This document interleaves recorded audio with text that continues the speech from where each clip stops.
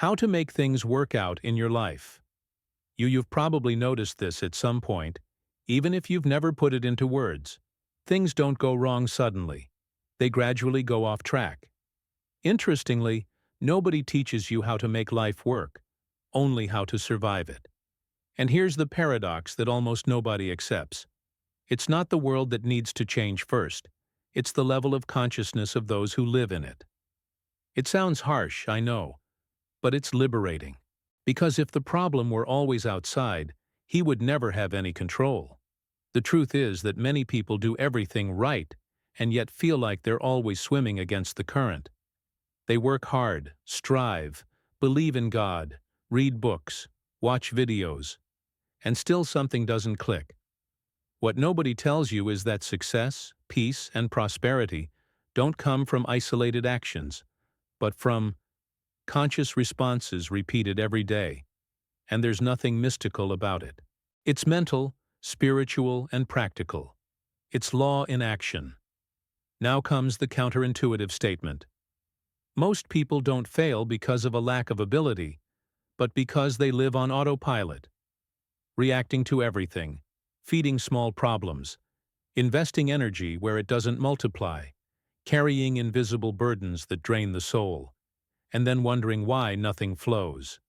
The curious thing is that everything needed already exists within her. It's just that no one has shown her how to activate it. In this video, you will discover a simple yet profound path. 7 lessons that don't promise a life without problems, but something far more powerful. Internal control, mental clarity, and conscious direction. When that aligns, things start to work out almost as a side effect. Not by luck, not by magic, but because you finally take control. The internal arsenal and the millisecond of power. You need to understand one thing right away. Life doesn't knock anyone down all at once. It tests you little by little, in details that seem trivial. And that's where the secret lies. Within you, there's already a whole arsenal of virtues ready to spring into action. Courage, discipline, self-control, patience. Not as pretty words, but as tools for emotional survival. The problem is that many people go through life without even opening this toolbox. And without realizing it, they become prisoners of their impulses. Napoleon Hill. He often says, almost laughing, "You don't lose the day because of the problem. You lose it because of the reaction. Because there's a tiny space, a microsecond, a holy interval, between what happens and what you do with it.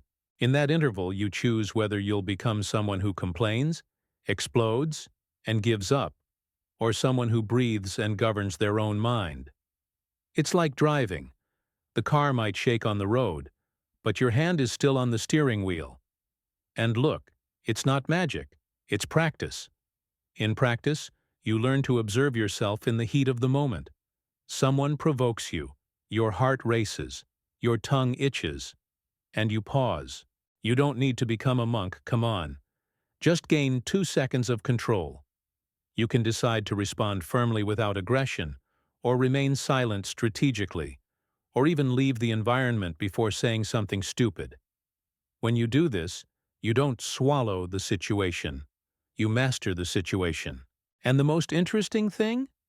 When you achieve this control on a small scale, you begin to realize something dangerous. Many problems only grow because you feed them. And that's exactly what comes up in the next topic. Kill the problem before it grows. You begin to realize something uncomfortable, yet liberating. Most of life's big problems aren't born big. They're born small, almost invisible. It's a misplaced word, a silly delay, an unanswered message. The real problem isn't the event itself. It's the time the mind spends ruminating on it. The head becomes a chaotic court, creating stories, scenarios, and catastrophes that never happened. And when you realize it, boom, the whole day has already been hijacked. Napoleon Hill. He often uses a simple analogy. A problem is like a fire in dry brush. You can put out a spark with your foot. A wildfire, not even with a fire truck. and the human mind loves to add fuel to the fire. He teaches the following practical ritual, almost a mental hack. When something bothers you, pause for 5 seconds and ask yourself an honest question. Will this matter tomorrow? In the vast majority of cases, the answer is a silent, nope, and that question alone breaks the emotional cycle. In practice, you learn to let go before the problem takes root. You take a deep breath, release the weight from your chest, and decide not to carry it home, to bed, into the night. This isn't running away, it's choosing battles. Because energy is limited, and wasting strength on emotional sparks is like leaving your phone open with 1,000 apps running. But here's the point that almost no one realizes. It's not enough to cut off what drains you. You also need to intentionally choose where you're going to invest that remaining energy. And that's where the game changes completely. Where energy goes, life grows. You start to notice a curious pattern. When everything seems stuck, it's not a lack of talent, luck, or faith. It's wasted energy. Time, attention, and focus are like emotional money. If you spend it on just anything, you always end up in the red. Excessive social media use, empty conversations, repeated complaints, relationships that drain more than they give. All of this seems harmless, but it silently drains you. And nobody builds anything solid while living exhausted inside. Napoleon Hill. He often says something rather disconcerting. Life doesn't reward those who try harder, but those who choose better. He teaches a simple, almost obvious, and precisely for that reason powerful exercise. Dividing life into 3 categories: what drains, what maintains, and what multiplies energy.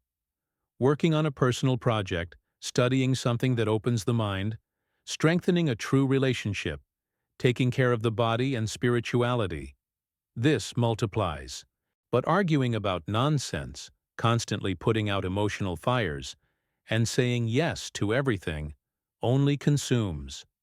In practice, you learn to protect your own focus, as if it were something sacred. You begin to say no without guilt, to end conversations that lead nowhere, to prioritize what builds the future. And the more you do this, the more clarity emerges, almost as if life begins to respond better. But this clarity brings a new responsibility: character. Because well-invested energy is useless if virtues don't sustain the path. And that's exactly what comes into play in the next step. Becoming a master of virtues, 1 week at a time, he discovers that character isn't born ready-made, nor does it emerge in a single heroic moment. Character is a daily, almost invisible training, made up of small choices that no one applauds. Virtues, courage, justice, wisdom, and temperance are not ancient concepts forgotten in a dusty book. They are practical tools for living well today. The mistake most people make is trying to change everything at once and ending up changing nothing. Napoleon Hill teaches the opposite path: narrow focus, total intensity. In practice, you choose to live. 1 virtue per week, just 1. No confusion. During Courage Week, for example, you act despite your fear. You make that difficult call, have that conversation you've been putting off. Get out of bed even when you don't feel like it.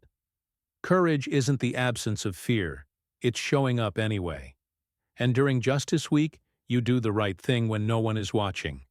You return the wrong change. Respect those who can't reciprocate. Act with integrity even when it costs you something. When the week of temperance arrives, the game becomes even more real.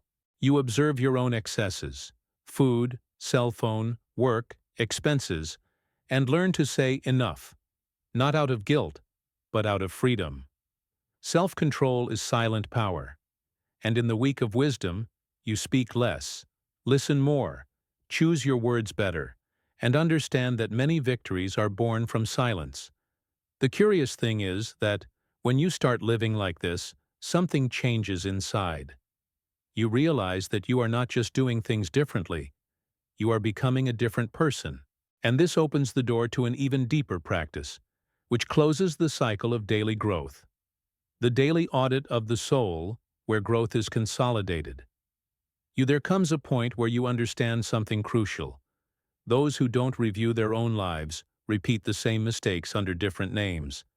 Days go by, routine swallows everything, and when you realize it, you're tired, but you don't know exactly why. Napoleon Hill teaches that this happens when a person lives on autopilot, reacting to the world instead of steering their own path. The solution isn't to do more, it's observe more closely. And this observation begins at the end of the day, in silence. The practice is simple, almost disconcerting in its simplicity. Before going to sleep, you take a few minutes and ask yourself 3 direct questions, without drama. Where did I go wrong today? Where did I get it right? What can I adjust tomorrow? It's not a judgment, it's a fine-tuning, like a pilot correcting the course a few degrees before the plane deviates kilometers.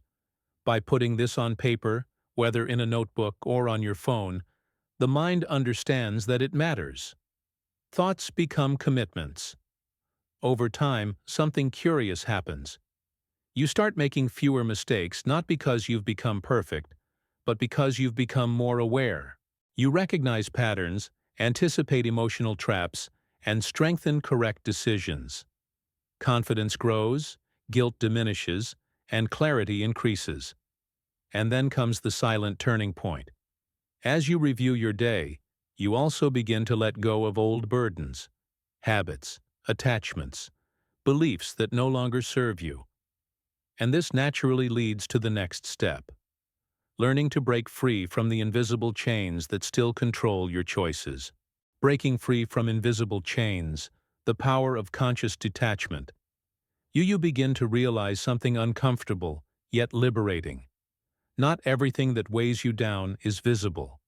There are chains that make no sound, don't hurt the body, but hold you back your entire life. Attachment to the opinions of others, the need for control, automatic habits, excesses disguised as comfort. It seems normal, even acceptable. But everything you can't let go of, little by little, begins to control you. And nobody truly grows when controlled by silent impulses. Napoleon Hill, he often says, detachment is not losing, it's ceasing to be possessed. It's not coldness, it's not abandonment, it's not indifference, it's inner freedom. In practice, you choose one thing only to practice detachment one at a time. It could be checking your phone every 5 minutes, responding to every provocation, always wanting to be right in an argument. For a week, every time the impulse arises, you pause, breathe, and choose differently. At first it's strange, then it's powerful. Over time, you'll feel something rare these days: lightness. Your mind will be clearer, your decisions more defined, your heart less anxious. You'll realize that freedom isn't about doing everything you want, but about having control over what you feel like doing.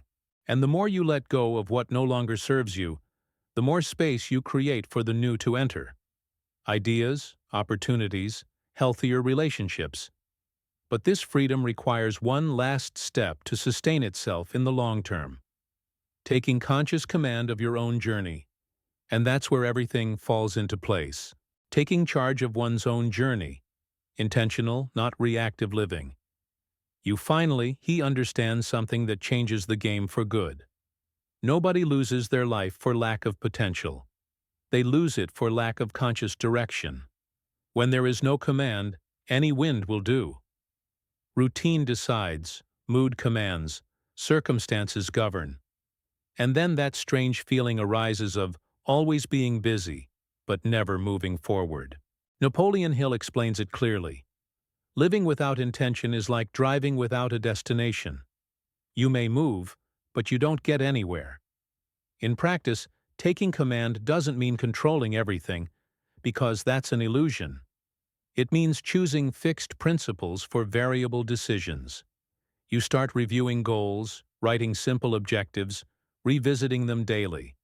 Not as a rigid ritual, but as an internal alignment. When the mind knows where it's going, it naturally filters out what doesn't matter. Wrong invitations lose their power, distractions become obvious, priorities organize themselves almost automatically. It starts to click. Over time, you realize that living this way generates self-respect. Each small, aligned decision builds identity. You stop seeing yourself as someone trying and start seeing yourself as someone under conscious construction, and that changes everything: posture, speech, choices, even how others respond to you. Not because you've become better than anyone else, but because you've become whole. And when that awareness settles in, something inevitable arises: the need to integrate all of this into a continuous cycle of practice, transformation, and real commitment. And that's where the script comes together powerfully. Now it's up to you. Now you've realized that none of this is just pretty theory to listen to and forget. Each lesson presented here is a direct invitation to conscious action. Not to change everything at once, but to start differently today. Breathe before reacting. Cut the problem off while it's still small. Protect your own energy as you would protect something valuable. Choose virtues, review the day, let go of what weighs you down, take command. Honest question: if you continue living exactly as you live today, where will you be in a year? And if you apply just one of these practices, what could change? The point isn't perfection, it's intention. Because life doesn't change when everything becomes easy. It changes when you become more lucid, more present, more responsible for your own choices. So I ask you, looking directly at you now, which of these lessons resonated with you the most? Which of these do you know, if truly applied, will start to turn the tide? Write it in the comments, declaring it is the first step towards commitment. If this video resonated with you, don't let it die here. Subscribe to the channel and turn on notifications, because this space exists to help you think better, act better, and live with more direction. Share it with someone who's on autopilot. Sometimes a message like this arrives at exactly the right time. In the end, making things work isn't about controlling the world. It's about to govern oneself. Did you like that conclusion? Or would you like me to adjust something in terms of tone, length, or level of provocation?